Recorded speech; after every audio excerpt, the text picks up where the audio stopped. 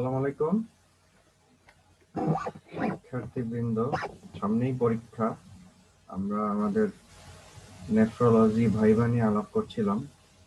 আজকে most probably আমাদের fourth class. Introductory ক্লাসের পরে দুটো ভাইভার উপরে ক্লাস হয়েছে, আজকে ভাইভার উপরে third class. Welcome you all. তো আমরা আগের দিন যেখানে ছিলাম সেটা হচ্ছে যে এই কোশ্চেনগুলো পর্যন্ত আমরা সলভ করার চেষ্টা করেছি। আজকে আমরা পরবর্তী কোশ্চেনে যাচ্ছি। আমি যেটা দেখলাম সেটা হলো যে মোরাললেস কোশ্চেন গুলো একই রকম ঘুরিয়ে ফিরিয়ে আসছে আর কি। তো আমরা আগের দুটো সলভ ক্লাসে যা শিখেছি সেগুলোই দেখা যাবে যে বারবার আসবে। আমরা হয়তো মাঝে মাঝে কিছু প্রশ্ন এড়িয়ে যাব কারণ ডুপ্লিকেশনের জন্য। একই প্রশ্ন বারবার আসছে, একই প্রশ্ন নিয়ে বারবার কথা বললে আমরা আসলে আগাতে পারবো না। অনেক প্রশ্ন রয়েছে যেগুলি ইম্পর্টেন্ট, যেগুলি এমবিবিএস লেভেলের জন্য বেশি দরকার, সেগুলি নিয়ে আমি কথা বলার চেষ্টা করব আর কি। তো আজকের প্রথম question, A 50-year-old man has been suffering from kidney disease for last 6 months. What is your diagnosis? What are the common causes of CKD in Bangladesh? এখন ব্যাপার হচ্ছে যে a 50-year-old man has been suffering from kidney disease for last 6 months. এটা একটা vague question. What is your diagnosis, এটা একেবারেই কোনোই question হয় নাই আসলে। What are the common causes of CKD in Bangladesh, এটা খুব ভালো কোশ্চেন। কেন বললাম প্রথম কোশ্চেনটা ভিক কোশ্চেন? যে কিডনি ডিজিজ 6 মাস ধরে একটা লোকের কিডনি ডিজিজ মানে কি? কিডনি ডিজিজ মানে কিডনির যে কোনো ডিজিজ, আমি যেটা বুঝি আর কি। এটা হতে পারে একিআই, হতে পারে সিকেডি, হতে পারে কিডনি ইনফেকশন, পাইলোনেফ্রাইটিস, হ্যাঁ, হতে পারে অবস্ট্রাকটিভ নেফ্রোপ্যাথি হয়ে কোনো সিকেডি, হতে পারে কোনো inflammatory disorder like glomerulonephritis, primary or secondary. What else? তাহলে এটা দিয়ে আসলে আমরা কিছু বুঝতে পারছি না যে 6 মাসের কিডনি ডিজিজ। তবে অনেক সময় যেটা হয় যে আমাদেরকে সহজভাবে কিছু জিনিস বুঝে নিতে হয়। আমি যদি দ্বিতীয় কোশ্চেনটা তো একেবারে ভেগ হয়েছে, কিন্তু এর সাথে শেষ লেজুর কোশ্চেনটা, what are the common causes of CKD in Bangladesh, এই কোশ্চেনের সাথে কোরিলেট করলে ধরে নিচ্ছি যে প্রথম কোশ্চেনটার উত্তর হচ্ছে যে এটা 6 মাস ধরে সিকেরিতে আক্রান্ত আর কি, ডায়াগনোসিস হয়েছে। তাহলে ডায়াগনোসিস ক্রনিক কিডনি ডিজিজই হবে। কারণ সিকেরি আমরা 6 মাস বা তার অধিক, 3 মাস বা তার অধিক যদি কিডনিতে যে কোনো সমস্যাই থাকুক, হ্যাঁ, এটাকে আমরা সিকেরি বলতে পারি। সেটা বাই ডেফিনেশন। আমরা জানি সিকেরি ডেফিনেশন, আমরা ক্রিয়েটিনিন না বেড়েও সিকেডি হতে পারে, লাইক কোনো ধরনের প্যাথোলজিক্যাল কন্ডিশন, কোনো ধরনের বায়োকেমিক্যাল এভিডেন্স, কোনো ধরনের স্ট্রাকচারাল অ্যাবনর্মালিটির এভিডেন্স যদি থাকে, সেটাও আমরা সিকেডি বলি। যেমন আর্লি ডায়াবেটিক নেফ্রোপ্যাথি, শুধু মাইক্রোঅ্যালবুমিনুরিয়া থাকে, কিন্তু এটা যদি 3 মাস বা তার বেশি সময় থাকে, সেটাকে আমরা সিকেডি বলতে পারি। সেই আলোকে আমরা 2 নম্বর হোয়াট ইজ ইউর ডায়াগনোসিস আমরা সিকেডি বলে ডিফেন্স হয়তো দিতে পারবো। আচ্ছা, আর শেষ কোশ্চেনটা হচ্ছে what are the common causes of CKD in Bangladesh. এটা এর আগেও আমি কোনো একটা প্রশ্নের অ্যান্সারে বলেছি, আবারও বলে দিচ্ছি। এটা তিনটা বলতে হবে অবশ্যই।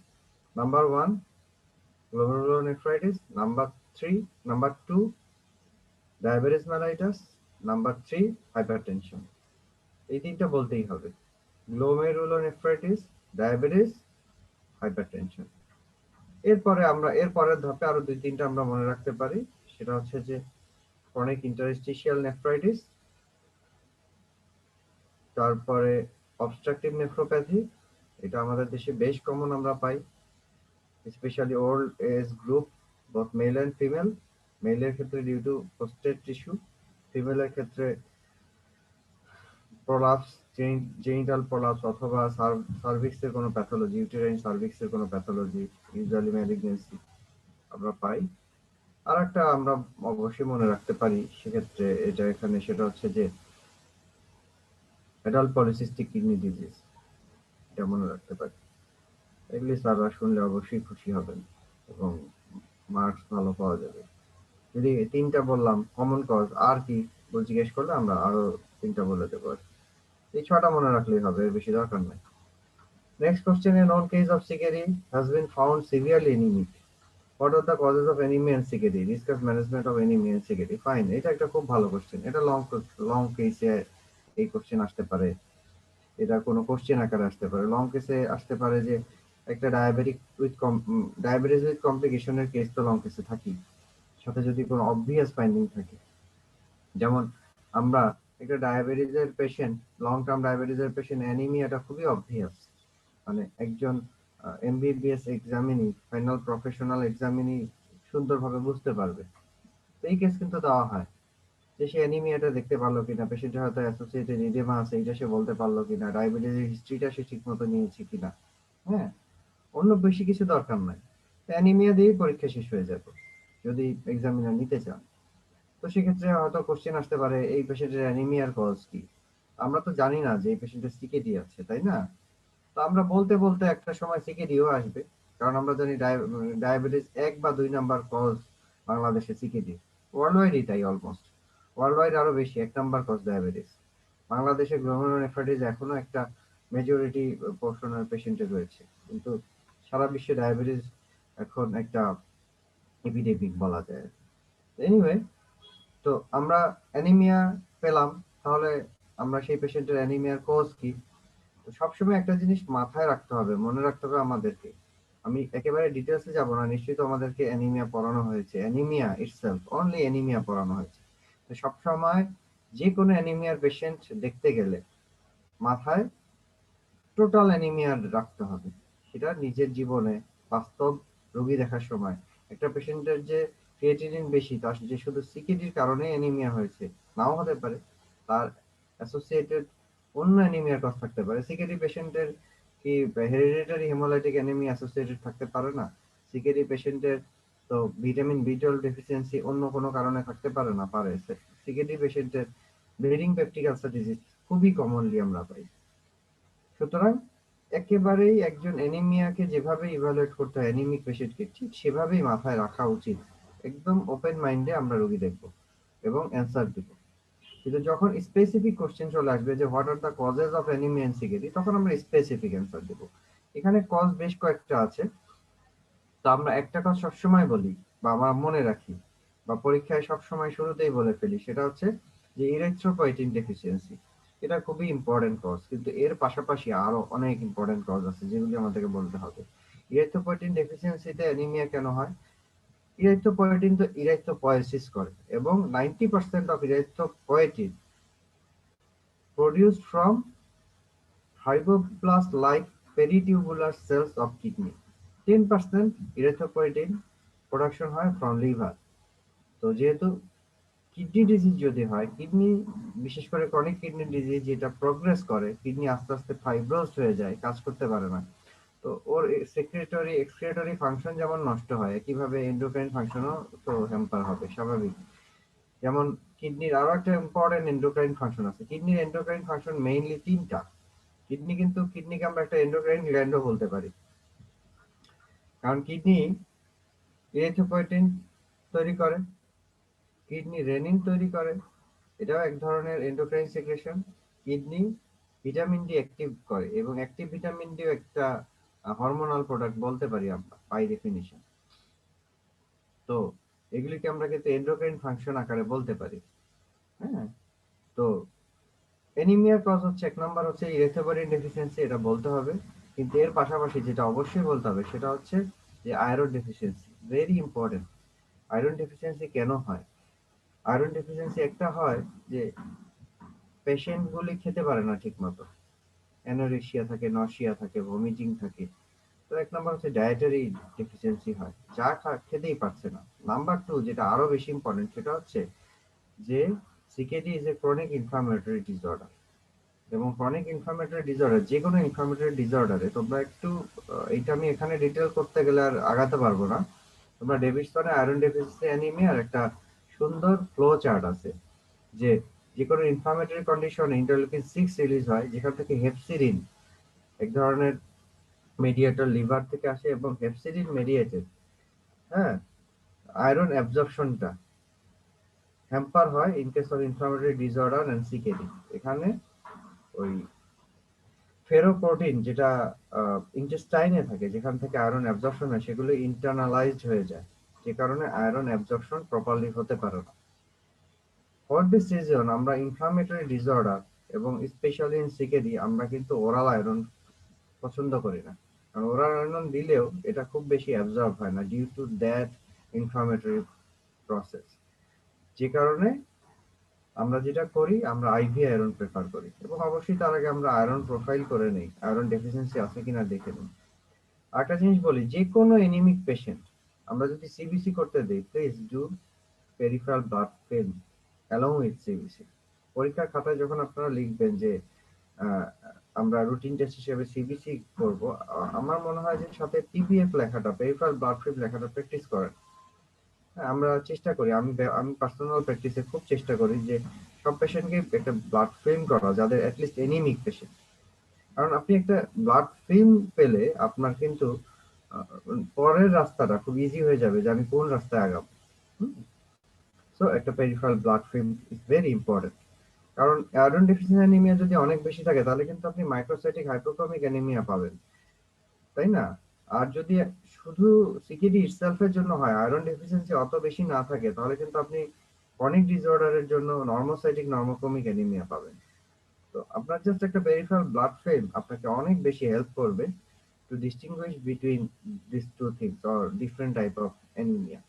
আচ্ছা, এরপরে হচ্ছে যে সিকেটিতে কি হয়, ইউরেমিক কন্ডিশন, তাই না? ইউরেমিয়া হয়, এবং ইউরেমিয়া হলে এটা হয় যে বোন ম্যারো সাপ্রেশন হয় অ্যাজ এ হোল। এরপরে হচ্ছে যে প্লেটলেট ডিসফাংশন হয়। সিকেরিতে ইউরেমিক কন্ডিশনে প্লেটলেট ডিসফাংশন হয় এবং বিভিন্ন জায়গায় ছোট ছোট করে অল্প করে ব্লাড লস হয়, যেটা হয়তো অত বেশি ভিজিবল না। হ্যাঁ, জিআই ব্লিড ব্লিড করে অল্প অল্প করে। তারপরে যেটা হয় সেটা হলো যে ক্যাপিলারি ফ্রাজিলিটি বেড়ে যায়, এটাও কিছু ব্লাড লস করে। তারপরে আরবিসি লাইফ স্প্যানও কমে যেতে পারে। ওকে, তো এই যে কন্ডিশনগুলি, এগুলি কিন্তু সবগুলি অ্যানিমিয়া করে। এবং সবচেয়ে important, last but not the least, as a whole, আমি এর আগেও বললাম যে অ্যানোরেক্সিয়া, নসিয়া, ভমিটিং হয়, খেতে পারে না। শুধু আয়রন নিয়ে কথা বলেছি, আয়রনের পাশাপাশি অন্যান্য মাইক্রোনিউট্রিয়েন্ট সেগুলিরও ডেফিসিয়েন্সি হয়। কোনোটাই কম ইম্পর্টেন্ট না, প্রত্যেকটাই ইম্পর্টেন্ট। হ্যাঁ, তো সবকিছু গুছিয়ে বলতে হবে। Discuss management of anaemia and CKD, আমার মনে হয় আমি তো বলেই ফেললাম। Number one, evaluation. ম্যানেজমেন্ট মানে কি? একদম হিস্ট্রি থেকেই শুরু করতে হবে। ম্যানেজমেন্ট মানে হিস্ট্রি। একজন ফিমেল পেশেন্ট, তার মেনোরেজিয়া আছে কিনা, আপনি হিস্ট্রি নেবেন না নেবেন? একজন পেশেন্ট কতটুকু খেতে পারে, তার ডায়েটারি হিস্ট্রিটা কেমন, নিতে হবে। হ্যাঁ, তার অন্য কোনো আগে থেকে অ্যানিমিয়া ছিল কিনা, সিকেডারি হিস্ট্রি হয়তো 2 বছর, তার অ্যানিমিয়া হয়তো আরো ছোট থেকেই আছে, তার কোনো হেরিডিটারি কজ আছে কিনা, হিস্ট্রিটা খুব ইম্পর্টেন্ট। আমাকে হিস্ট্রি ঠিকঠাক মতো নিতে হবে। হিস্ট্রি পরে ক্লিনিক্যাল এক্সামিনেশন করে দেখলাম যে অ্যানিমিয়াটা কিরকম। এরপরে হচ্ছে ট্রিটমেন্ট। ট্রিটমেন্ট করার আগেই যে বললাম সেটা হচ্ছে যে তাকে এনশিওর করতে হবে হচ্ছে নিউট্রিয়েন্ট সাপোর্ট। আমি যদি শুরুতে ইরেথ্রোপয়েটিন দিই, কোনো কাজ করবে না, কারণ র ম্যাটেরিয়াল নাই। র ম্যাটেরিয়াল যদি না থাকে, আয়রন যদি না থাকে, অন্যান্য মাইক্রোনিউট্রিয়েন্ট যদি না থাকে, আপনি র ম্যাটেরিয়াল না দিলে, আপনি যদি ইঞ্জিন স্টার্ট করেন, ইন্ডাস্ট্রি কলাপস করবে, কোনো প্রোডাকশন হবে না। সো ইরেথ্রোপয়েটিন দেওয়ার আগে পেশেন্টের যে মাইক্রো এবং ম্যাক্রো নিউট্রিয়েন্ট যেগুলি দরকার, সেগুলি রিপ্লেনিশ করতে হবে, দেন আপনি ইরেথ্রোপয়েটিন দেন অ্যাকর্ডিং টু নিড। ওকে, এরপরে next question. A known case of CKD has presented with generalized body ache. What are the causes of generalized body ache in CKD? আসলে CKD itself generalized body ache করে না।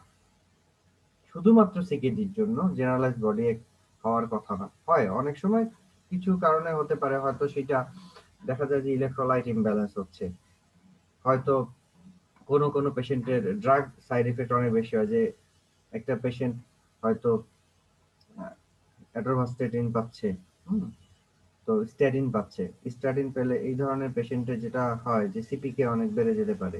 কোনো patient যদি renal ফেলিওরের সাথে associated র্যাপডোমায়োলাইসিস থাকে, body এক, তারপরে আহ, আর কোনো ডিজিজ কন্ডিশনের জন্য বডি এক হতে পারে। পেশেন্টের যদি ইটিওলজিতে এমন হয় যে র্যাপডোমায়োলাইসিস, রেনাল ফেলিওর, এটাই প্রোগ্রেস করলো সিকেডিতে, তো সেটাও কিছুদিনের জন্য বডি এক থাকতে পারে।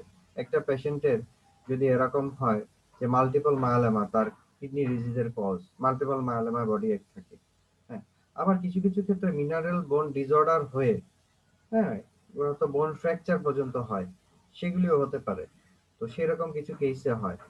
আমার কাছে এই কোশ্চেনটা এমবিবিএস লেভেলের জন্য খুব মানে ভ্যালিড কোশ্চেন আমার মনে হয় না। এগুলি ডিসকাশনের ব্যাপার, এগুলি পোস্ট গ্রাজুয়েট লেভেলে আলাপ হতে পারে টিচারদের সাথে স্টুডেন্টদের। ওখানে পোস্ট গ্রাজুয়েট লেভেলের পরীক্ষা, যেমন এমডি নেফ্রোলজি ফাইনাল পরীক্ষা, অনেক সময় পরীক্ষা হয় আলোচনার মতো, হয়তো কোনো প্রবলেম নিয়েই কথা হচ্ছে, প্রবলেমটা কিভাবে সলভ করা যায়।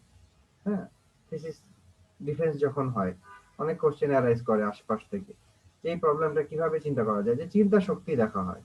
তো এটা একেবারে আমি মনে করি খুব ইম্পর্টেন্ট কোশ্চেন না মানে আপনাদের জন্য। পরের কোশ্চেনটাও একই রকম। এ known case of CKD has presented with generalized pruritus. What are the causes of generalized pruritus in CKD? এটাও একটা পোস্ট গ্রাজুয়েট কোশ্চেন, এবং এই কোশ্চেনটার কোনো 100% সলভ নাই, আমাদের কাছেও নাই, কিন্তু এটা খুব common complication of CKD patients. ওনাদের কষ্টের একটা ইম্পর্টেন্ট কারণ হচ্ছে পুরারিটাস। বলবে যে শরীর চুলকায়, ডায়ালাইসিস নেয়, শরীর চুলকায়, ঘুম হয় না, এবং বিরাট সমস্যা। তো জেনারেলাইজ পুরারিটাসের এক নম্বর কজ আমরা যেটা বলি সেটা হচ্ছে ড্রাই স্কিন, ড্রাইনেস। আচ্ছা, সবার আগে বলি, প্রথম কথা হচ্ছে যে পুরারিটাস এইটার কোনো ডার্মাটোলজিক্যাল কজ আছে কিনা সিকেডি ছাড়া, জেনারেল কজ, যেটা যে কারণে যে কোনো মানুষেরই হতে পারে, এরকম কোনো কজ আছে কিনা সেটা আগে ইভ্যালুয়েট করতে হবে। হ্যাঁ, যে কোনো ফাঙ্গাল ইনফেকশন আছে কিনা, জেনারেলাইজ ফাঙ্গাল ইনফেকশন তো হতে পারে, ইমিউনো কম্প্রোমাইজ পেশেন্ট। মোট কথা হচ্ছে স্কিন ডিজিজ আছে কিনা কোনো, বা স্কিনের কোনো কন্ডিশন আছে কিনা, অথবা কোনো অন্য কোনো কন্ডিশন, লাইক একটা সিকেডি পেশেন্টের হাইপোথাইরয়েড থাকে, তার ড্রাইনেস হবে, পুরাইটাস বেড়ে যেতে পারে। একটা সিকেডি পেশেন্টের যদি লিভারে কোনো সমস্যা থাকে, সিএলডি অ্যাসোসিয়েটেড থাকে, সিএলডি পেশেন্টের পুরাইটাস হয়। এরকম অন্য কোনো কন্ডিশন আছে কিনা সেটা আমাদেরকে দেখতে হবে, কোনো ইনফেকশাস কজ আছে কিনা। এগুলি যদি আমি বাদ দিই, তাহলে আসবে যে what are the causes of generalised pruritus. এখানে প্রথম কথা হলো যে ড্রাইনেস, পেশেন্টের খুব ড্রাই হয়, এটা ইমোলিয়েন্ট ইউজ করতে হতে পারে। এরপরে যেটা হচ্ছে সেটা হলো যে নিউরো ট্রান্সমিটার রিলেটেড কিছু সমস্যা হয়। এগুলি এগুলি এখনো আমি যেটা বলতে চাই সেটা হচ্ছে যে পুরাইটাস নিয়ে অনেক গবেষণা চলছে। হুম, যে কিছু কিছু কিছু নিউরো ট্রান্সমিটারের আপ রেগুলেশন, ডাউন রেগুলেশন হয়ে হতে পারে, বা বলা হয় কিছু ইনফ্লামেটরি মেডিয়েটরের কারণে হয়। হ্যাঁ, এছাড়া আরেকটা জিনিস আমরা বলতে পারি সেটা হচ্ছে যে মিনারেল বোন ডিসঅর্ডার, অর্থাৎ ক্যালসিয়াম ফসফেটের ইমব্যালেন্স হয়ে ক্যালসিয়াম ফসফেট প্রোডাক্ট ডিপোজিশন হয়েও প্লোরাইটাস ডেভেলপ করতে পারে। এইগুলি হচ্ছে সবকিছুই, অনেক কিছুই হাইপোথেটিক্যাল, একেবারেই কেউ এগুলি আমরা চিকিৎসা দিয়ে 100% ভালো করে দিচ্ছি তা না। আমরা ডার্মাটোলজিস্টের হেল্প নিচ্ছি, আমরা নিজেরা কিছু চেষ্টা করছি, কিছু ওষুধ দিয়ে কারো কারো উপকার হয়, কারো হয় না। আমরা হয়তো সিম্পল ইমোলিয়েন্ট দিয়ে অনেককে ভালো রাখছি, যে একটু ময়েস্ট রাখেন তাইলেই ভালো থাকে। কাউকে হয়তো একটু অ্যান্টিস্টামিন দিয়ে ভালো রাখা যায়, কাউকে হয়তো অন্য একটু মানে নিউরো ট্রান্সমিটারটাকে একটু মডিফাই করার কিছু ছোট ছোট ওষুধ আছে, সেগুলি দিয়ে কিছুটা অল্প ডোজে দিয়ে আমরা কিছু উপকার করতে পারি পেশেন্টের। এটাও একটা পোস্ট গ্রাজুয়েট লেভেলের কোশ্চেন আমি মনে করি। তো আপনাদের জন্য যেটা করতে হবে, ওই দুই তিনটা কথা বলতে পারলে তো খুবই ভালো। যে ড্রাইনেস, এটা যদি বলতে পারি, প্রথম কথা অ্যান্সার দেওয়ার সময় সবার আগে জেনারেলাইজ পুরাইটাসের অন্যান্য কজগুলো, ডার্মাটোলজিক্যাল কজ, লোকাল কজ, সেগুলি আগে বলে দিতে হবে। তারপরে যে সেটি যে আমি চিন্তা করছি সেটা টিচারকে বলে দিতে হবে যে এগুলি হতে পারে আগে, নাম্বার ওয়ানে।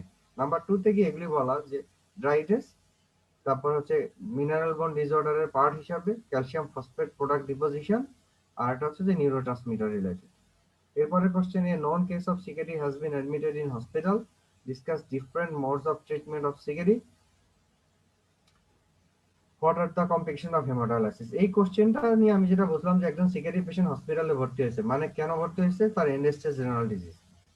এবং discuss different modes of treatment of CKD, আসলে discuss different modes of renal replacement therapy হবে আসলে এই কোশ্চেনটা, কারণ পরের কোশ্চেনই what are the complications of haemodialysis. তাহলে আমি কোশ্চেনটা একটু মডিফাই করে নেই, যে different modes of treatment of end stage renal disease, that is the renal replacement therapy সম্পর্কে কোশ্চেনটা করা হয়েছে, হয়তো লিখতে বা বুঝতে একটু ভুল হয়েছে। তো রেনাল রিপ্লেসমেন্ট থেরাপি হচ্ছে তিন ধরনের। Number one and best one, এটা হচ্ছে রেনাল ট্রান্সপ্লান্টেশন, কিডনি চেঞ্জ করে ফেলা। কিডনি বদল করা, এটা হচ্ছে বেস্ট। কারণ রিনাল ট্রান্সপ্লান্ট করলে আমরা কমপ্লিট ফাংশনটাকে রেস্টোর করতে পারি, কিডনির ফাংশনটা কমপ্লিটলি রেস্টোর করা সম্ভব। যেমন আমরা কিডনির এন্ডোক্রাইন ফাংশন রেস্টোর করতে পারি, আমরা কিডনির এক্সক্রিয়েটরি ফাংশন তো অবশ্যই রেস্টোর করতে পারি, তাই না? কিডনি যত কাজ করে সব রেস্টোর করতে পারি। কিন্তু আমরা যদি হিমোডায়ালাসিস দিই, হিমোডায়ালাসিস দিয়ে কি এন্ডোক্রাইন ফাংশন রেস্টোরেশন হবে? হবে না। আমরা যদি পেরিটোনিয়াল ডায়ালাসিস দিই তাহলেও হবে না। তো বেস্ট অপশন, এবং সত্যিকারের যদি আমি সত্যিকারের রিপ্লেসমেন্ট বলতে চাই তাহলে রেনাল ট্রান্সপ্লান্ট। আর এছাড়া ডায়ালাইসিস, ডায়ালাইসিস দুই ধরনের, হেমোডায়ালাইসিস এবং পেরিটোনিয়াল ডায়ালাইসিস। পেরিটোনিয়াল ডায়ালাইসিসের পুরো নাম হচ্ছে সিএপিডি বা কন্টিনিউয়াস অ্যাম্বুলেটরি পেরিটোনিয়াল ডায়ালাইসিস। হ্যাঁ, হেমোডায়ালাইসিসে তো একটা মেশিন লাগে, একটা হেমোডায়ালাইসিস মেশিন লাগে, এবং পেশেন্টের শরীরে ফিস্টুলা করে রাখা হয়, অথবা আর্জেন্টলি অনেক সময় এক্সেস তৈরি করা হয় ফিমোরাল অথবা জুগুলার রুটে ডায়ালাইসিস ক্যাথেটার করে। একটা আর্টেরিয়াল, একটা ভেনাস চ্যানেল থাকে, দুইটা দিয়ে, একটা দিয়ে রক্ত শরীর থেকে বের হয়ে পাম্প করে বের করে আনা হয়। ডায়ালাইসিস মেশিনে মেমব্রেন থাকে, ডায়ালাইজার থাকে, সেই ডায়ালাইসিস ফ্লুইড থাকে, এখানে অসমোসিস, ডিফিউশন, আল্ট্রাফিল্ট্রেশন এগুলো আমরা মোট ঠিক করে দেই। আবার মোটামুটি একটা বিশুদ্ধ রক্ত ব্যাক করে শরীরে চলে যায়, আর্টেরিয়াল চ্যানেল দিয়ে বের হয়ে ভেনাস চ্যানেল দিয়ে ঢুকে যায়। এটা একটা বাইরের সার্কিট ব্যবহার করা হয়, এটা মেশিনের হেল্প নেওয়া হয়।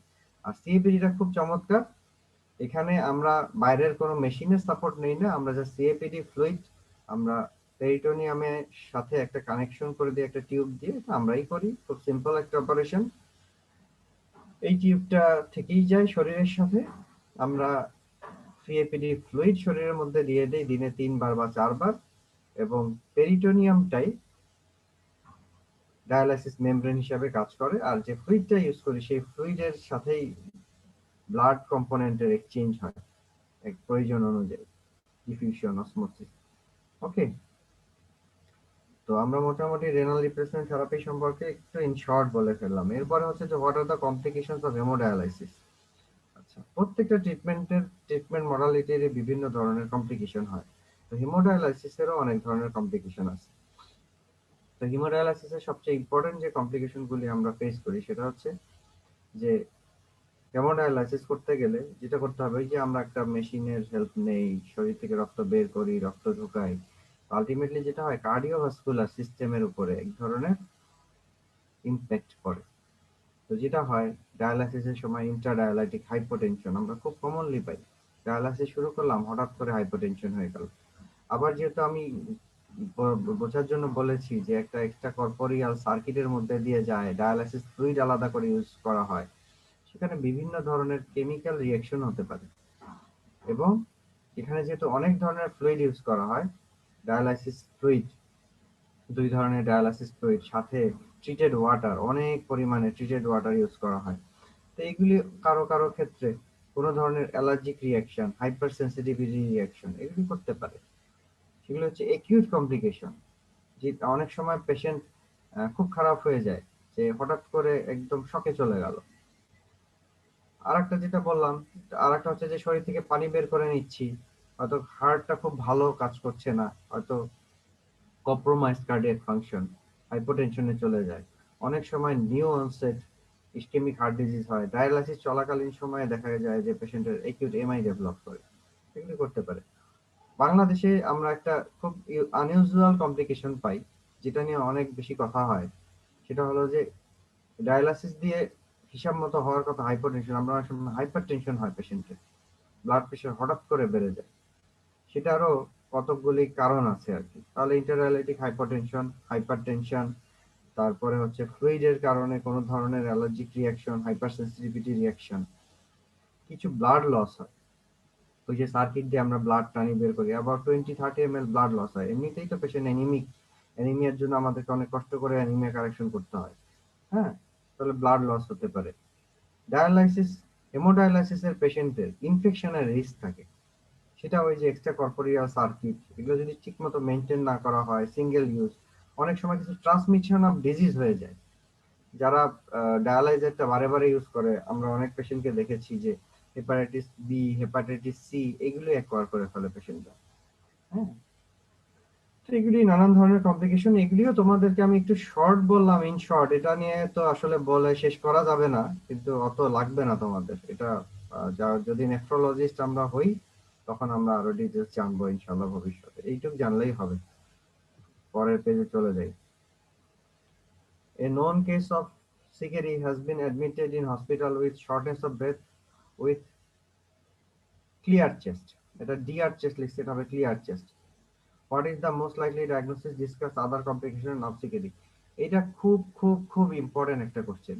আচ্ছা, আমি এই কোশ্চেনটা একটু মডিফাই করে বলি, যে একটা পেশেন্ট আসলো আমাদের কাছে শর্টনেস অফ ব্রেথ বা ব্রেথলেসনেস নিয়ে আসলো, আমি দেখলাম চেস্ট একদম ক্লিয়ার, তাহলে ডায়াগনোসিস কি? ডায়াগনোসিস হচ্ছে দুইটা আসলে। একটা সিকেডি বাদ দিলাম, শুধুমাত্র যে ব্রেথলেসনেস, ক্লিয়ার চেস্ট, চেস্টে কিছুই নাই, কিন্তু ব্রেথলেসনেস হচ্ছে পেশেন্টের, খুব তীব্র শ্বাসকষ্ট হচ্ছে। নাম্বার ওয়ান হচ্ছে মেটাবলিক কজ, তার মানে কি মেটাবলিক অ্যাসিডোসিস। মেটাবলিক অ্যাসিডোসিসকে কম্পেনসেট করার জন্য হাইপার ভেন্টিলেশন হচ্ছে এইটা। আর একটা সাইকিয়াট্রিক ইলনেস আছে, তাই না? কনভার্সন রিয়াকশন, স্পেশালি মেয়েদের হয়, মেয়েরা অল্প বয়সের মেয়েরা দের আমরা কনভার্সন রিয়াকশনের পেশেন্ট দেখি। আর তাহলে আর এটা তো একদম clean cut, known case of CKD has been admitted in hospital with shortness of breath with clear chest। যেহেতু চেস্ট ক্লিয়ার, এটা কোনো কথা নাই, এটা মেটাবলিক অ্যাসিডোসিস। তাহলে what is the most likely diagnosis? এটা হলো মেটাবলিক অ্যাসিডোসিস। আমরা কিন্তু গতদিন মেটাবলিক অ্যাসিডোসিস, অ্যালকালোসিস এবং পটাশিয়াম ইমব্যালেন্স নিয়ে কথা বলেছি অনেক, তাহলে এটা এবং চিকিৎসা নিয়েও কথা বলেছি।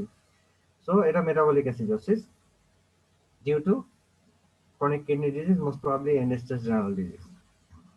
Discuss other complication of CKD।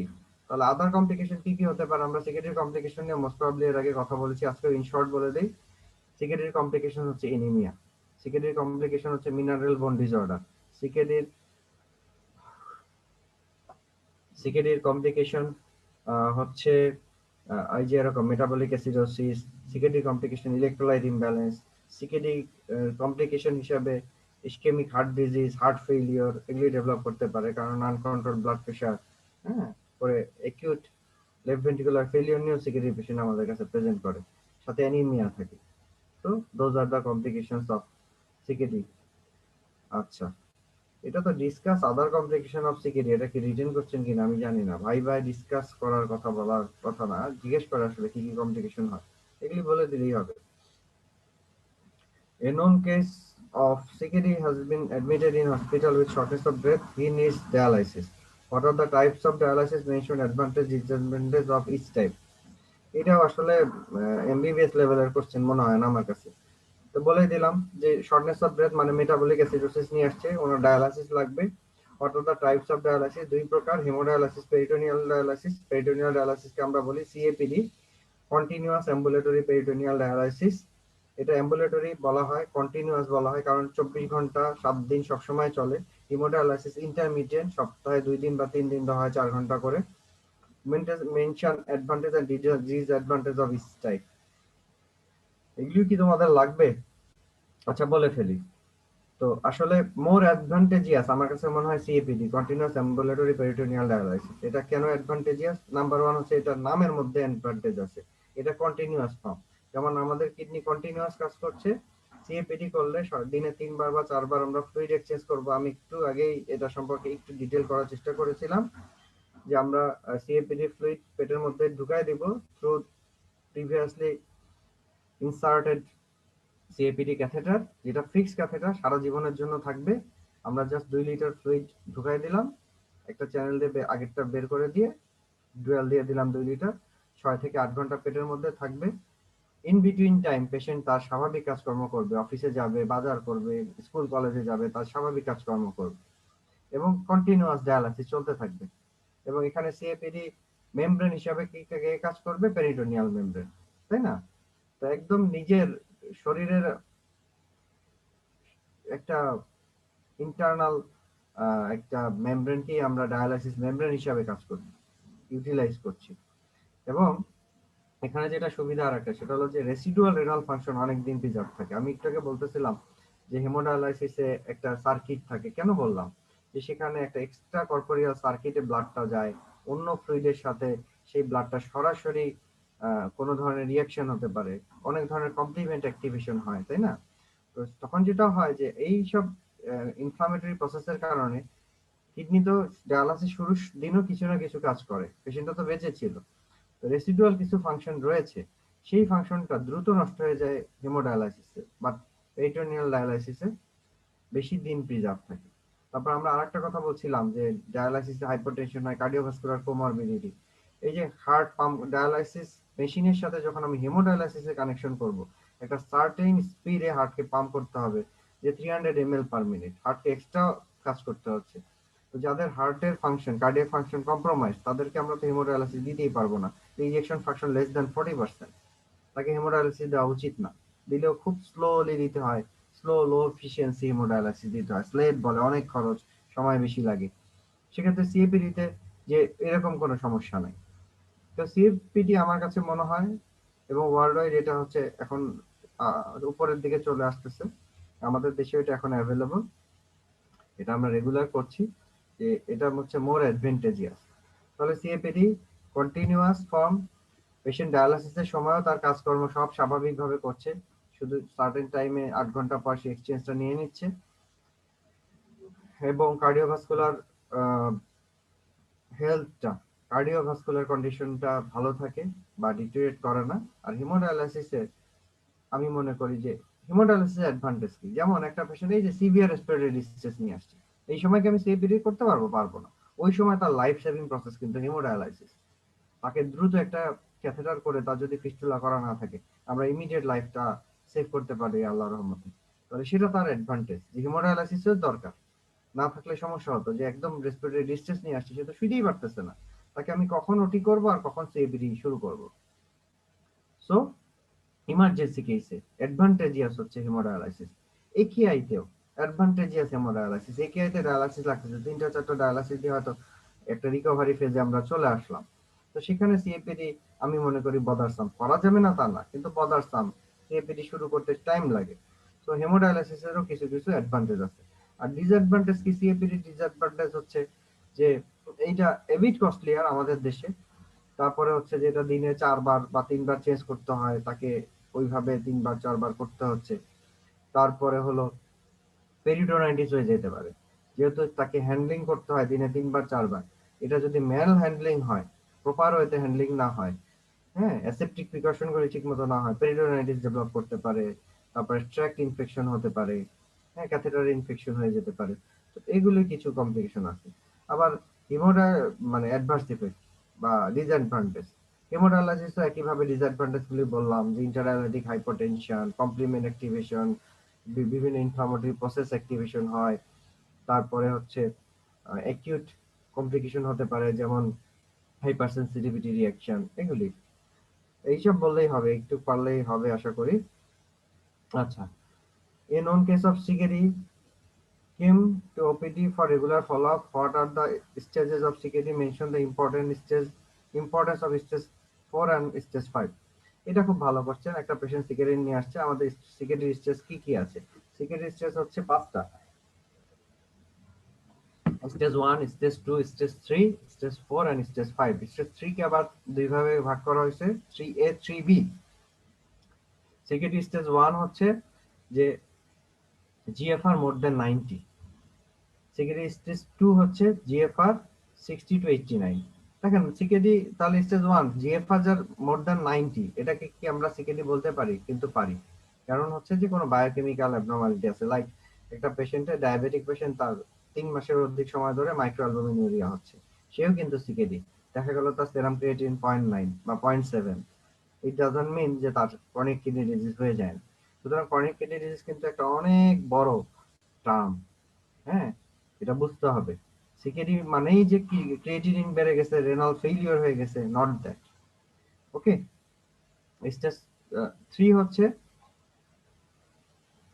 30 to 59। Stage 3 টাকে আবার দুই ভাগে ভাগ করা হয়, 3A 3B, 45 to 59, আর হচ্ছে 30 to 44, 3A and 3B। Stage 4 হচ্ছে 15 to 29 GFR, আর লেস দেন 15 হয়ে গেলে এটাকে বলে CKD stage 5। Importance of CKD stage 4 and 5। আসলে স্টেজ 4 টা হচ্ছে যে এক ধরনের প্রিপারেটরি ফেজ, যে সেই সময় আমরা আসলে চেষ্টা করি পেশেন্টকে সব ধরনের কমপ্লিকেশনটা প্রিভেন্ট করা, ইটিওলজিটাকে অ্যাড্রেস করে অ্যাপ্রোপ্রিয়েট ট্রিটমেন্ট দেওয়া যেন প্রোগ্রেস না করে, এবং খুব ভালো মতো চিকিৎসা করলে যদি কোনো একেআই ইনসাল্ট না হয়, দীর্ঘদিন সিকেডি স্টেজ 4 এর পেশেন্ট ভালো থাকে। তবে যদি পেশেন্টটা প্রোগ্রেস করে যায়, ওই সময় প্রিপারেশন নিতে হয়। কি প্রিপারেশন? রেনাল রিপ্লেসমেন্ট থেরাপির প্রিপারেশন। এবং প্রিপারেশনের ব্যাপারে আমরা বলি তিনটা কথা। একটা হচ্ছে ফিজিক্যাল, একটা হচ্ছে সাইকোলজিক্যাল, আর একটা হচ্ছে ইকোনমিক। ফিজিক্যাল প্রিপারেশন কি? যদি আমি কাউকে হেমোডায়ালাইসিস করতে চাই, একটা এভি ফিস্টুলা করে ফেলা ভালো সিকেডি স্টেজ 4 এর শেষের দিকে, যে আমি একটা ইজিএফআর 20 এর নিচে চলে আসছে, ফিস্টুলা করে রেখে দিলাম, যাতে প্রয়োজন হলে আমি হেমোডায়ালাইসিসের প্রয়োজন হলে দিতে পারবো। সাইকোলজিক্যাল কি? পেশেন্টকে অ্যাওয়্যার করা যে আপনার কিন্তু রেনাল রিপ্লেসমেন্ট থেরাপি লাগতে পারে। আপনি যদি ট্রান্সপ্লান্ট করতে চান, আপনি এখনই ডোনার কালেক্ট করেন। মানে আপনার হয়তো বোন বা ভাই ডোনার হিসাবে উপযুক্ত, সে দিবে কিনা তার সাথে কথা বলেন, ব্লাড গ্রুপিং করেন, বা সে একটা নিজে নিজে অ্যাওয়্যার হলো। একটা economic, this is very important. Economy is very important, কারণ আমার যদি ডায়ালাইসিস করতে হয়, তাহলে আমাকে আগে থেকে প্রিপারেশন নিতে হবে যে আমার মাসে 30,000 টাকা খরচ হবে অ্যাটলিস্ট, একটা স্ট্যান্ডার্ড লাইফ লিড করতে গেলে, ডায়ালাইসিস নিয়ে চলতে গেলে। আমি যদি একটা ট্রান্সপ্লান্ট করতে যাই, আমার কিরকম খরচ হবে? আমি সিএপিডি করতে গেলে কিরকম খরচ হবে? তার একটা ইকোনমিক ব্যবস্থা করা। আমার যদি নিজের সামর্থ্য না থাকে, সরকারি ভাবে করতে গেলে কেমন খরচ হবে, কোথায় যোগাযোগ করতে হবে, সবকিছু ঠিক রাখা। আমরা পারি না, আমাদের দেশে আমরা এগুলি, রোগীরা আসেই না, আসলেও ফিস্টুলার অ্যাডভাইস করলে করে না, ভাবে যে আছি তো ভালোই আছে। আর স্টেজ 5 এর যেটা ইম্পর্টেন্স, সেটা হচ্ছে যে এখানে আমাদেরকে রেনাল রিপ্লেসমেন্ট থেরাপিতে যেতেই হবে আসলে, টুডে আর টুমরো। এই জায়গাটায় পেশেন্টকে অ্যাড্রেস করা। হুম। এবং যত স্টেজ বাড়বে, কমপ্লিকেশন বাড়বে, কমপ্লিকেশন গুলি নজরে রাখা এবং অ্যাকর্ডিংলি ট্রিট করা। Next question. A 50-year-old man was admitted in hospital with scanty micturition. Defined oliguria. What are the causes of oliguria? A 50-year-old man was admitted in hospital with hematuria. Define hematuria. What are the causes of hematuria? What are the causes of dark colored urine? আমি মনে হয় এগুলি তো আগের দিন ক্লাসেই বলে দিয়েছি, আর ইন শর্ট বলে দেই। স্ক্যান্টি মিকচুরেশন অলিগুরিয়া কাকে বলে? অলিগুরিয়া হচ্ছে যে urine output less than 500 ml in 24 hours. What are the causes of oliguria? আমি আগের দিনই বলেছি, অলিগুরিয়ার কজ এবং একেআই এর cause almost same. AKI classification যেটা prerenal, renal and postrenal, same cause, মানে প্রস্রাব কম হচ্ছে। প্রিরেনাল একেআই এর কজ কি? এনি কজ অফ শক, বলে দিছি আগের দিন, কেউ রিভিউ করলে করতে পারে, এইটা লেকচার তো রয়েছে। পোস্টরেনাল কি? Obstruction, acute obstruction, urine output হচ্ছে না। আর রেনাল কজ গুলি তো আমরা এটাও আমরা ডিসকাস করেছি যে আরপিজিএন বা rapidly progressive glomerulonephritis, acute interstitial nephritis বা এরকম কোনো কন্ডিশন হয়ে অলিগুরিয়া হতে পারে। A 50-year-old man was admitted in hospital with haematuria. Define haematuria. Haematuria নিয়ে আগের দিন কথা হয়েছে। ইন জেনারেল কথা, যে হেমাচুরিয়া কাকে বলে আমি এটাও বলে দিছি যে 3 to 5 পার হাইপারফিল যদি আরবিসি বা তার বেশি থাকে, এটাকে আমরা বলবো হেমাচুরিয়া।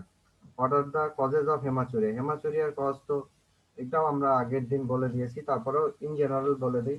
সেটা হচ্ছে কোনো ইনফেকশন, স্টোন ডিজিজ, টিউমার, এরপরে হচ্ছে যে কোনো ব্লাড ডিসক্রেশিয়া, এসব যদি থাকে একটু এই কটা বললেই হবে। ডেভিসনে একটা চার্ট দেওয়া আছে, দেখে নিলেই হবে। What are the causes of dark colour urine? Dark colour কথাটা আমরা নেফ্রোলজিস্টরা ইউজ করি না, আমরা ইউজ করি হচ্ছে যে ডার্ক বলে কোনো কালার নাই আসলে, ডার্ক মানে অন্ধকার, তাই না?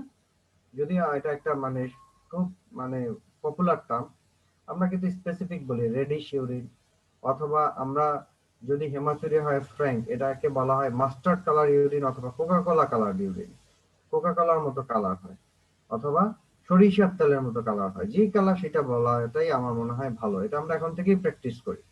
ডার্ক কোনো কালারের নাম না আসলে, যদিও এটা যদি বলে ওটা ওইভাবেই মনে করে ফেলতে হবে যে ফ্র্যাঙ্ক হেমাচুরিয়া। ঠিক আছে।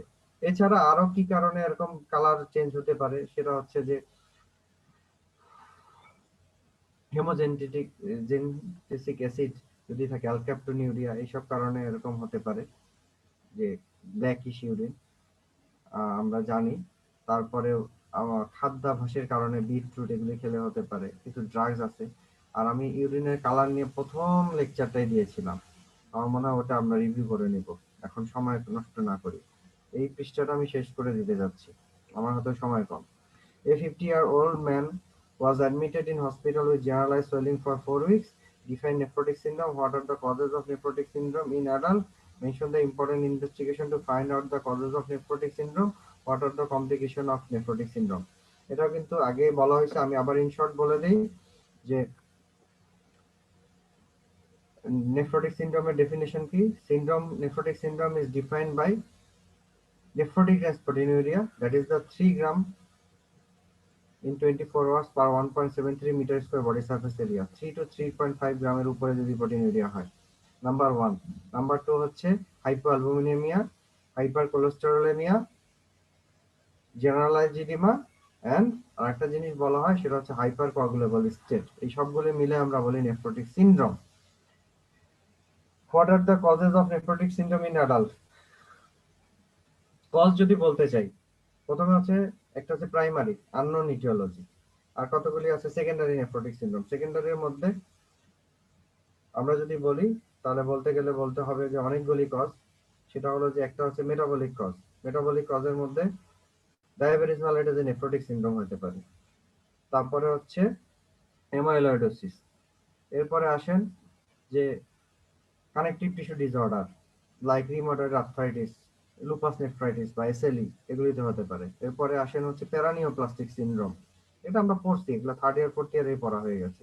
প্যারানিওপ্লাস্টিক সিনড্রোম আকারে আসতে পারে যে সলিড টিউমার ডিফারেন্ট এরিয়াতে, স্পেশালি কোলন ক্যান্সার, তারপরে হচ্ছে ব্রঙ্কিয়াল কার্সিনোমা, এগুলোতে প্যারানিওপ্লাস্টিক সিনড্রোম হিসেবে আসতে পারে। বিভিন্ন ইনফেকশন অ্যাসোসিয়েটেড গ্লোমেরুলোনেফ্রাইটিস হতে পারে, হেপাটাইটিস বি, সি, হ্যাঁ, বিভিন্ন ইনফেকশন অ্যাসোসিয়েটেড গ্লোমেরুলোনেফ্রাইটিস, এইচআইভি, এগুলো ইনফেকশন অ্যাসোসিয়েটেড হতে পারে।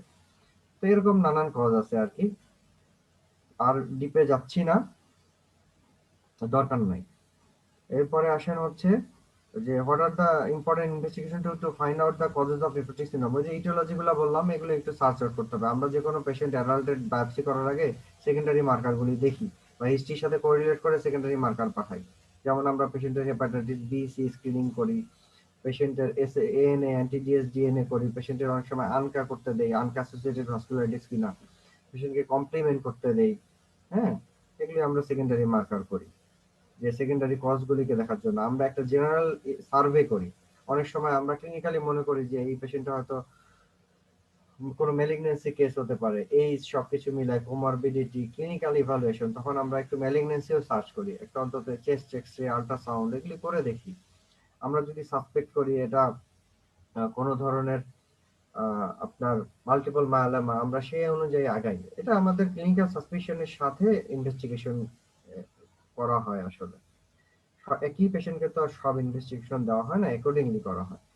তাও কমন গুলি বললাম। What are the complications of nephrotic syndrome? Nephrotic সিনড্রোমের তো অনেক কমপ্লিকেশন আছে। তারপর নেফ্রোটিক সিনড্রোম ইটসেলফ দেখেন যে হাইপোঅ্যালুমিনিয়াম করতেছে, হাইপার কোয়াগুলেবল স্টেট, যে কোনো কোয়াগুলোপ্যাথি করতে পারে। কোয়াগুলোপ্যাথি না, যে কোনো ধরনের কোয়াগুলেশন রিলেটেড অ্যাবনর্মালিটি, যেমন ডিপ ভেইন থ্রম্বোসিস, পেশেন্টের পালমোনারি থ্রম্বোএম্বোলিজম, এগুলি করতে পারে। যে coagulation related disorder, sorry coagulopathy কথাটা এখানে টোটালি রং, সরি। তাহলে কোয়াগুলেশন, এটা হাইপার কোয়াগুলেবল স্টেট, তাই না? আমাদের তো সবাই ভার্কোস্ট্রাইড মনে আছে, তাই তো? এটা এখন বলতেছি, ভার্কোস্ট্রাইড কি? হাইপার কোয়াগুলেবিলিটি, তারপরে হচ্ছে স্ট্যাসিস, আর হচ্ছে এন্ডোথেলিয়াল ডিসফাংশন। এখানে হাইপার কোয়াগুলেবিলিটি এবং স্ট্যাসিস দুটেই হয়। ওকে, তাহলে এরকম হতে পারে। তারপরে হাইপার লিপিডিমিয়া থাকে এবং অ্যাথেরোস্ক্লেরোটিক কোনো ধরনের ইভেন্ট হতে পারে আমি যদি আনট্রিটেড রাখি পেশেন্টকে। হ্যাঁ, পেশেন্ট অনেক বেশি সোলিং থাকে, প্রোটিনিউরিয়া হয়, প্রোটিনের সাথে অনেক আমাদের কোয়াগুলেশন, আমাদের অনেক ইমিউনোগ্লোবুলিন লস হয়, ফলে ইনফেকশন প্রন হয়ে যায় পেশেন্ট। ঠিক আছে, এবং patient ultimately renal impairment, renal failure এগুলিও ডেভেলপ করে। তো টিচার যেভাবে জানতে চায় সেভাবে বলবেন। আচ্ছা, এরপরে question, A 50-year-old man was admitted in hospital with facial swelling with high colored scanty micturition for 1 week. Define nephritic syndrome. What are the causes of nephritic syndrome in adult? Mention 5 important tests to find out the causes of nephritic syndrome. What are the complications of nephritic syndrome? একই রকম question, high colour urine আর আমি বলছি না।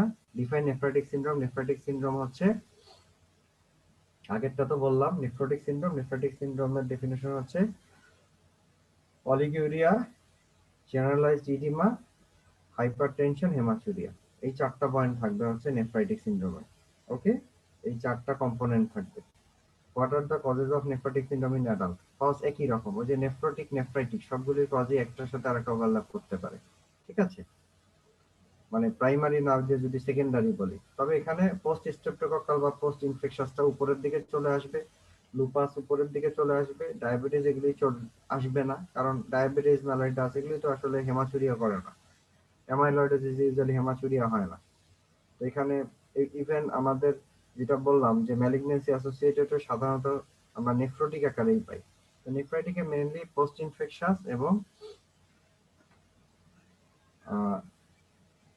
কি বলছিলাম, connective tissue disorder এগুলি চলে আসবে। ওকে, mention 5 important tests to find out the causes of nephrotic syndrome. nephrotic syndrome এর ইম্পর্টেন্ট কজ মানে সেকেন্ডারি, এটা করার জন্য আমরা কি করব? আমরা ভাইরাল মার্কার করব, আমরা এএনএ করব, অ্যান্টি ডিএসজিএনএ, রিউমাটয়েড ফ্যাক্টর করতে পারি, আমরা কমপ্লিমেন্ট করতে পারি, ওকে, আনকার করতে পারি, ঠিক আছে? What are the complication of nephritic syndrome? Complication একই রকম। এই 40-year-old লেডি, আচ্ছা কমপ্লিকেশন একই রকম না, আর একটু যোগ করতে হবে নেফ্রোটিকের সাথে। এখানে যদি হাইপারটেনশন থাকে, এবং হাইপারটেনশনের কমপ্লিকেশন গুলো ভালো করে বলতে হবে শুরুর দিকে। একটা হচ্ছে hypertensive heart failure, acute LVF নিয়ে এটা সিসিউতে ভর্তি হয় মাঝে মাঝে, হাইপারটেনসিভ এনকেফালোপ্যাথি নিয়ে নিউরোলজির আন্ডারে ভর্তি হয়, মাঝে মাঝে আইসিইউতে ভর্তি হয়। এই দুইটা অবশ্যই বলতে হবে, যেটা নেফ্রোটিক সিনড্রোমের কমপ্লিকেশনে আসবে না। ওকে, আর বাকিগুলি তো প্রোটিনিউরিয়া রিলেটেড কমপ্লিকেশন, থ্রম্বোএম্বোলিজম এখানেও হতে পারে। এখানেও প্রোটিনিউরিয়া অনেক বেশি, 2 গ্রামের উপরে প্রোটিনিউরিয়া হয়, অনেক সময় নেফ্রোনেফ্রাইটিক ওভারল্যাপ করে। তো লুপাসের পেশেন্ট প্রোগ্রেস করে নেফ্রোটিক নেফ্রোটিক রেসপ্রোটিনিউরিয়া হয়। সো এটা কিছু কিছু কমপ্লিকেশন ওভারল্যাপ করে। ইন্ডিভিজুয়াল কমপ্লিকেশন বললে নেফ্রাইটিকের খুব ইম্পর্টেন্ট কমপ্লিকেশন হচ্ছে হাইপারটেনশন এন্ড নিডস complication. Next question, a 40-year-old lady is taking a calcium channel blocker for hypertension. Recently, she developed bilateral pedal edema. What is the most likely diagnosis? How will you investigate and treat the patient? What are the causes of hypertension in a 25-year-old man?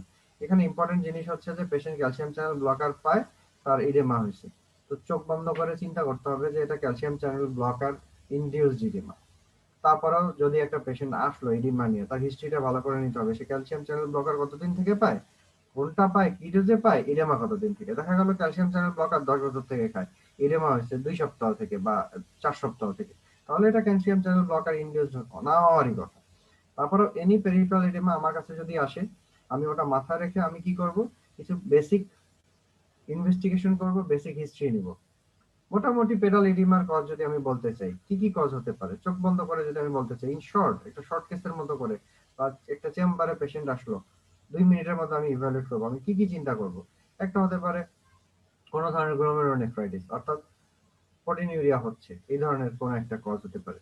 পেশেন্টের pedal oedema আছে, বয়স যেহেতু অল্প lady, তার হতে পারে যে এটা হাইপোথাইরয়েডিজম হতে পারে, হাইপোথাইরয়েড এরকম প্রেজেন্ট করে। পেশেন্টের যদি অ্যাসোসিয়েটেড রেসপিরেটরি ডিস্ট্রেস থাকে, কোনো প্রি এক্সিস্টিং কার্ডিওভাস্কুলার কন্ডিশন থাকে, তার হার্ট ফেলিওর হতে পারে। পেশেন্টের কোনো লিভার কন্ডিশন হতে পারে, সিএলডি বা কোনো সিএলডি হতে পারে। মোটামুটি চোখ বন্ধ করে 3-4টা আমার মাথায় রাখবো, হ্যাঁ, তো সুবিধা হয় আমরা ইভালুয়েট করতে, এবং ওই অনুযায়ী হিস্ট্রি নিয়ে ইনভেস্টিগেশন করলাম। সাথে সাথে মাথায় তো অবশ্যই রাখতে হবে যেটা ক্যালসিয়াম চ্যানেল ব্লকার ইনডিউস হতে পারে। যদি এমন হয় ওষুধ শুরু করছে, শুরু করার পর থেকে এডেমা হয়েছে, তাহলে তো এত কিছু চিন্তারই দরকার নেই। যদি কোনো অন্য কোনো হিস্ট্রি না পাই, আমি মিলাতে না পারি, আমি ক্যালসিয়াম চ্যানেল ব্লকার অফ করে দেখতে পারি যে কি হয়। ওকে, যে তার কোনো আর কোনো সে সিগনিফিকেন্ট হিস্ট্রি দিচ্ছে না, অথবা আমি একটু ইভ্যালুয়েট করার জন্য একটা ইউরিন আরবি, একটা সেরাম ক্রিয়েটিনিন, একটা এসজিপিটি, একটা সেরাম টিএসএইচ করে ফেলতে পারি, যদি আমি মনে করি আর কি করতে হবে। এটা ইন্ডিভিজুয়াল ডিসিশন। তাহলে ইনভেস্টিগেশন কি হবে, ট্রিটমেন্ট কি হবে, তো বলে দিলাম ইনভেস্টিগেশন কি হবে, আমরা কি চিন্তা করব। What are the causes of hypertension in a 25-year-old man? 25 বছর বয়সের একটা লোকের হাইপারটেনশন হয়েছে, কজ কি? সাধারণত হাইপারটেনশনে তো 95% বলা হয় প্রাইমারি, কোনো কারণ ছাড়া। কিন্তু কারণ ছাড়াও আরো কোনো কারণে যদি হাইপারটেনশন হয়, তাহলে সেটাকে আমাকে একটু দেখতে হবে, এবং অল্প বয়সে যদি হাইপারটেনশন হয় সেটা কোনো সেকেন্ডারি কজ হতে পারে, লাইক গ্লোমেরুলোনেফ্রাইটিস। হ্যাঁ, গ্লোমেরুলোনেফ্রাইটিস এর একটা প্রেজেন্টেশন হচ্ছে হাইপারটেনশন। হতে পারে কোনো এন্ডোক্রাইন কজ। হ্যাঁ, এন্ডোক্রাইন কজের মধ্যে কি হতে পারে? হাইপার অ্যালডোস্টেরনিজম, পেশেন্টের হতে পারে ফিওক্রোমোসাইটোমা, থাইরয়েড ডিসঅর্ডার। হ্যাঁ, সব সেকেন্ডারি কজগুলো মাথা রাখবো। তারপরে প্রাইমারি কজ হাইপারটেনশনে কিন্তু আনইউজুয়াল না, আমরা এখন পাই 25 বছর 30 বছর প্রাইমারি হাইপারটেনশন নিয়ে আসছে, অন্য কোনো কজ আমরা সার্চ করেও খুঁজে পাই না। সো মাথায় রাখতে হবে। A 40-year-old man was admitted in hospital with right-sided loin pain and hematuria. What are the causes of loin pain with hematuria? What are the causes of dysuria? Young lady or young man, postmenopausal lady. আচ্ছা, এটা শেষ করে দিই, এটা আমাদের last question আজকের। তো লয়েন pain hematuria যদি থাকে একই সাথে পেইন আর হেমাচুরিয়া, তাহলে কোন একটা অবস্ট্রাকশন থাকার চান্স সবচেয়ে বেশি। মোস্ট প্রবাবলি এটা ইউরেটারিক স্টোন হতে পারে, অথবা কোনো ধরনের সাথে স্টোনের সাথে ইন অ্যাসোসিয়েশন ইনফেকশন হতে পারে, অথবা শুধু ইনফেকশন, সিভিয়ার পাইলোনেফ্রাইটিস হতে পারে, অথবা কোনো টিউমার হতে পারে, কোনো স্পেস অকুপাইং লিশন। এবং মোস্ট অফ দ্য কেসেসে উইদাউট অবস্ট্রাকশন পেইন হয় না। যদি অবস্ট্রাকশন ছাড়া পেইন হতে হয় তাহলে সাধারণত অনেক বড় লিশন, প্রেশার ইফেক্ট হচ্ছে, অথবা ইনফেকশন হয়ে গেছে অ্যাসোসিয়েটেড। যেমন একটা কিডনিতে ছোট স্টোন বসে আছে, কোনো অবস্ট্রাকশন নাই, সেই যদি পেইন তৈরি করে তাহলে বুঝতে হবে অ্যাসোসিয়েটেড ইনফেকশন আছে। ওকে, তো বলে দিলাম, what are the causes of dysuria in a young lady, young man, old man, postmenopausal lady? মানে ডিজুরিয়া মানে হচ্ছে